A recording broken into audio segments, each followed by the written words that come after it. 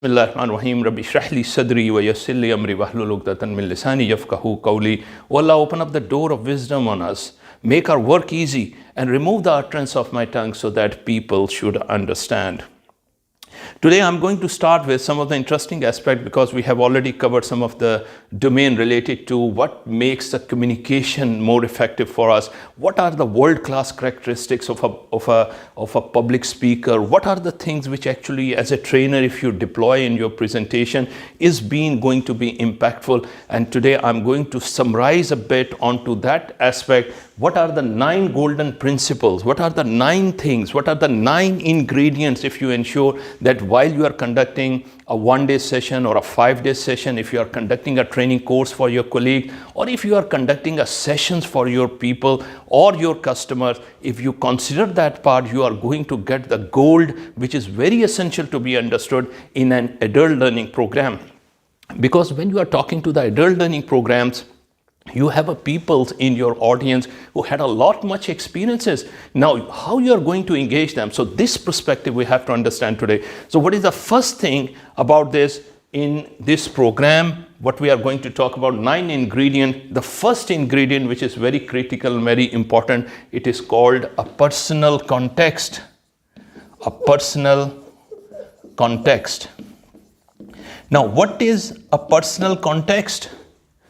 Personal context is, I'm talking about some of the subject right now. I'm talking about the presentation skills. Now, the question is, do I myself has gone through these experiences? Of course, yes. Over the last 30 years, I've done it over so many different places and so many different countries. So I have my context. I have this inventory of my experiences. So whatsoever I'm going to talk about, it's not about just a bookish knowledge. Of course, you have to learn a lot from the books as well. But the most important part is your personal experiences, your context. This is very important. So in my context, whenever I've been doing it, 2 things are very important. What is my core purpose, why I'm doing it? Now, when I look into that, what is the purpose why I'm conducting my sessions? The whole purpose is that there are always been a philosophy which I carry, that the length of my career does not matter, the depth of the career that matter. And when the depth of the career matter, it means that anything which I've been communicating is being impactful, it's having some value for my colleagues, and I never know, maybe 1 or 2 out of the day today, they are going to be the beneficiary and they are going to get to the next level of their presentation. So that's my context. That is the purpose why I'm doing it. So if I'm having a bigger purpose, the more charge I'm having, the more motivation I'm having, the more impactful I'm having. So I create a personal context behind my subject, why I'm here, why I've been doing that. So that's number 1, which we are going to talk about. Number 2, the most important thing, if we are going to look into that, what is, whenever you are making a presentation and you have to make a presentation, what exactly is your motivation for that? What is your motivation? How you are going to create that motivation for your audience? How you are going to create that? Whether your audience is motivated to listen to you, that's very important. Okay, you are motivated, but whether your audience is motivated or not, that's a question. So being as a super public speaker, being as a world class, what you have to ensure, what ingredient, what story, what context, what ideas, what thoughts, what suggestions, what experiences, you make a blend in front of your audience, they get inspired, they get hooked with that, and that is called a motivation. Always remember that part, my dear friends. Every motivation has some motive. Every motivation has some motive, and this has been very well said. Higher the motive, the higher the motivation level. The higher the motive, higher the motivation level. Now, what is your motive? So if I create a reason for you, and if I say, all right, today we are going to learn about the presentation skills, and I am going to give you a reason that this skills which we are going to learn is not going to limit it to your job only, is actually being impactful in your personal life, because the communication is the one which we use on day in, day out basis with all of the families around, with all the customers around, with all the colleagues around. So what about if you are going to learn some of the basic fundamental concept, and if you started applying it, how much impactful it is going to be? What would be the life you can imagine if you are being a good communicator? Now you see what I'm trying to do with the sincerity of my heart. I've been putting and giving you a motivation that why this subject is important for you. Please remember, my dear friends, if these things are not been there, then all the stuff, even if you have been talking about maybe a gold, but it's of no value for the people, because the context in which you create and present your content having a lot of value. The biggest problem which our presenters do, the biggest issue you might have seen, you might have attended many number of presentations, many number of PowerPoint slides, one after the other. There's a lot of bombardment of concept. How much you remember at the end of the day? Nothing much. Why? Because it is not having any life. It doesn't motivate you. It does not have any personal context. So what happened? If there's no motivation for you, you are just going to fulfill some sort of thing. And that is the reason in the online session, many number of time people just switch on or just, I mean to say, just appear they are there, but actually they are not been there. So the question is, you have to hook them. You have to give a reason. You have to engage them in such a way that they realize this is something of important and they have to listen and they have to do some actions onto that. This session, you must have your personal hands-on experience on this subject. Hands-on experience. Now, for example, if I'm talking about a presentation skill and if I have done it for a number of time and if I have done it day in, day out, so my experiences has given me a bit of confidence for myself. So the confidence is nothing like a fictitious sort of stuff. The confidence is all about that if you have done something, and you have been confident about it because you have done it a number of times, because you have done it so many number of times that you have no doubt that if somebody asks a question, you still have some angle in which you can answer that. So please remember that part, that there is no shortcut to experiences. And whenever we are conducting a sessions, whenever I'm being with my audience, I always told them, I said, I do not have any sort of superiority onto you. I just have one dimension of my experience. And I had a lot of regard for your experiences as well. And number of time I highlighted them. I said, can you tell me how many number of experiences you have been here? And sometime when people say they have 10 year, 15 year, 5 year, 8 year, I calculate and I say, would you believe that under this roof we are having an experience of 500 years under this roof? And this is the beauty of it, that we are going to share our experiences and I am going to be your facilitator. Now you see, this is the way in which the experienced facilitator, they hook you, they engage you, they facilitate you, so that the whole value of this sessions or any of the session is not a monotony, is not a one-way track, is actually your process, how you engage your participant, that they come out with a lot more value and they started sharing their experiences as well. That's more important. So hands-on experience is the most important part. Then there is another thing which is called, whenever we are in a learning state, what we actually do, we link to the prior knowledge. We link to prior knowledge.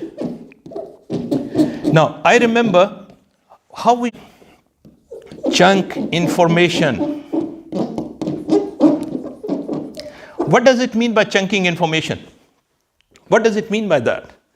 Now, for example, if I asked you the 9 golden rules of making a best impactful presentation, and I just list down all 9, okay, this is fine as well.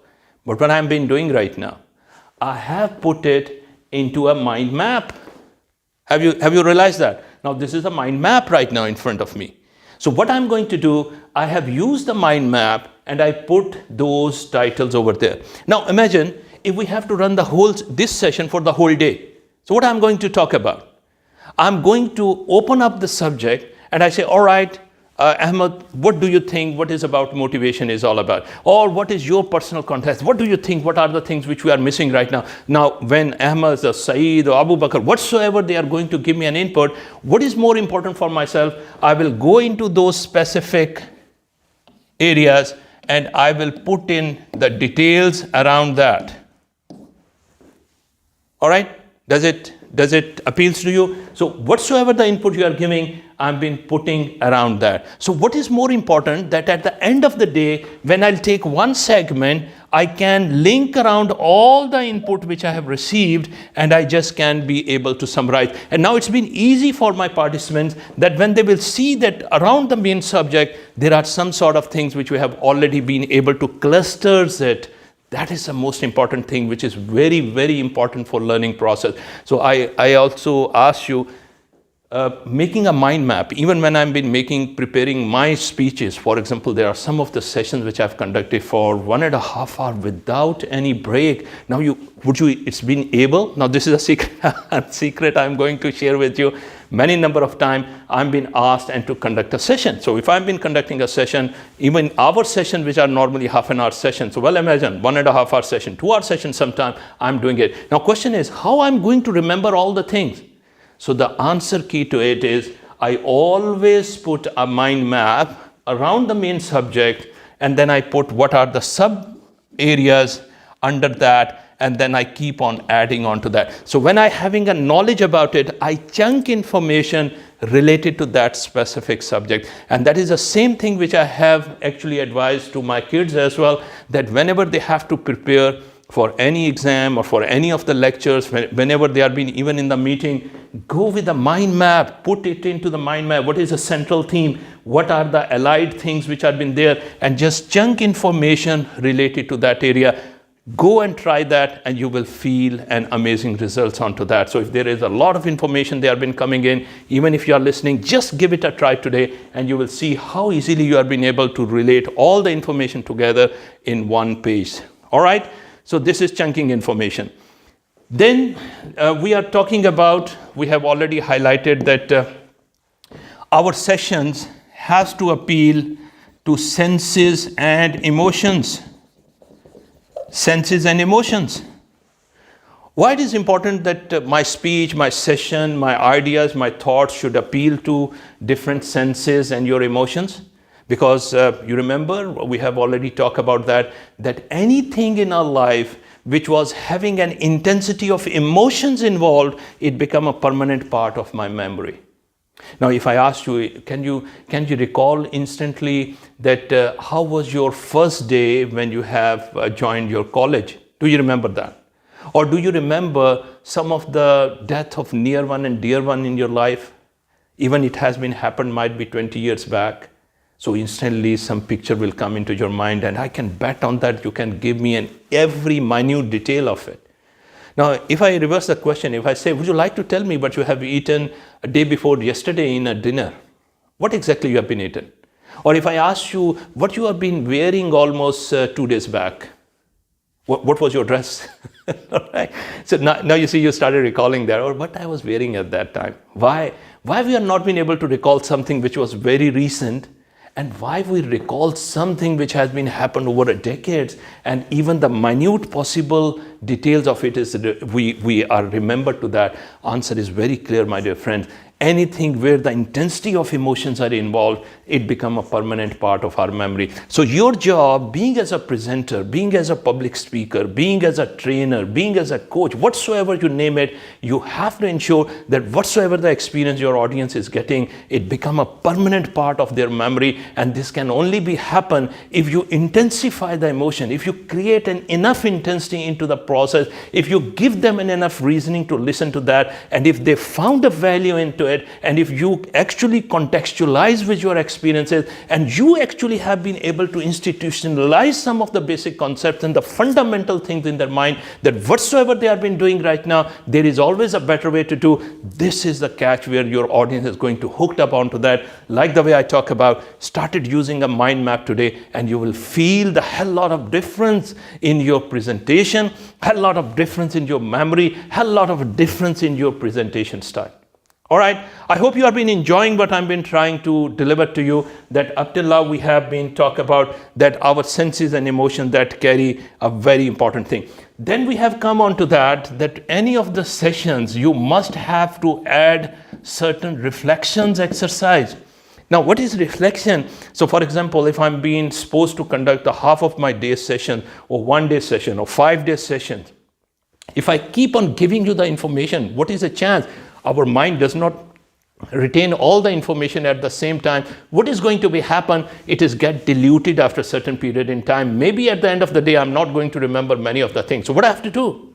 What I have to do then? So the best part you can do is that whenever you are having, normally it's say after every 40 to 45 minutes, you need to give a break. So for example, we are having a session of 30 minutes, quite sufficient, because in one break I conclude the session. But happen if it is going to be 1 hour session, I'm not going to carry on for 1 hour because your mind becomes saturated. So what do I have to do? If we have to do the session again, I have to come back to the board and the things which we have learned up till now. You might have seen that during the process, I've just gone back and now do it again, the reflection, just to see where our journey is, where we are. So up till now, what we have covered: personal context, motivation, hands-on experience, link to prior knowledge, chunk information, senses and emotion, and you must have to do a reflection. So reflection is the repetition part. So the more systematically you do the reflection, the more it is get absorbed into the minds of the people, and the more with the intensification of the emotion, the better they are going to remember all of these.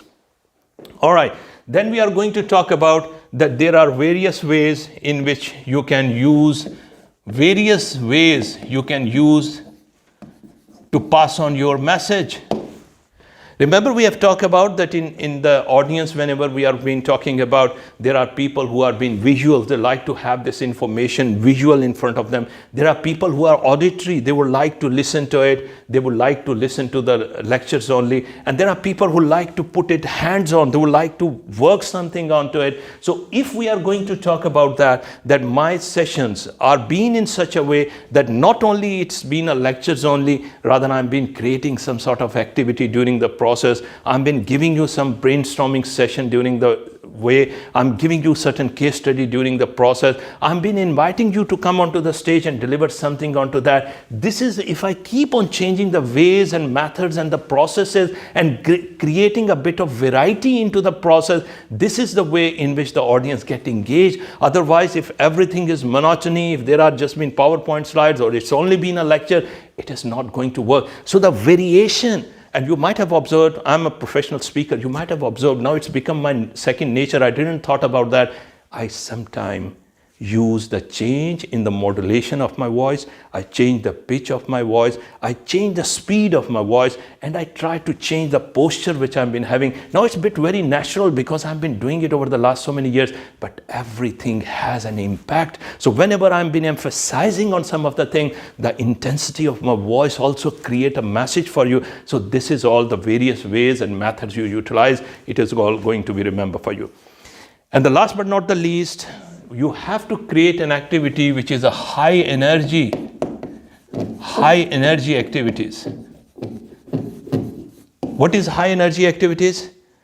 High energy activities, I always said, being as a presenter, my energy is impactful for you.